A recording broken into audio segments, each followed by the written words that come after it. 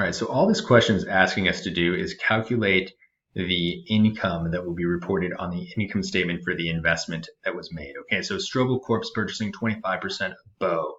They're trying to give you a distractor here when it comes to the difference between the fair value and the book value of Bow's PP&E. Okay, so that normally would be the adjustment that is going to be applied to the net identifiable assets that's being acquired. All right, so if we apply that step 1 through 5 approach related to the equity method that we talked about in our lecture, we know that step 1 is going to be the investment that is being made for Bow, right? 25% for 140,000. Step 1 is going to be that 140,000.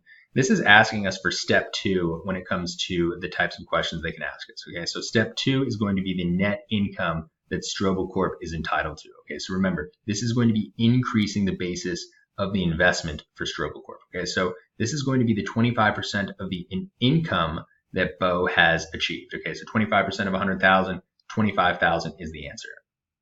Right? If they asked us for step 3, the dividends received, the dividends would be 25% of 20,000, all right? So that would be 5,000. So that would be decreasing the investment. Remember, steps 4 and step 5 from our lecture are the more challenging ones, all right? So step 4 is going to be the adjustment. That's going to be the difference between the fair value and the book value of the subsidiary's net identifiable assets, right? We see here that's 18,000, and that's going to have the remaining useful life of 6 years. Okay, so that would be amortized over 6 years. That's not what it's asking here. So that's a distractor. And we know that step 5 is going to be the plug figure. Okay, so the plug figure would just be the fair value of the net identifiable assets, which would be reduced by the initial purchase price, right? They don't even give us the fair value of the net identifiable assets, so goodwill is out of the question. Okay, at the end of the day, very simple question. They're just asking us for the net income, 25,000. 100,000 times 25%.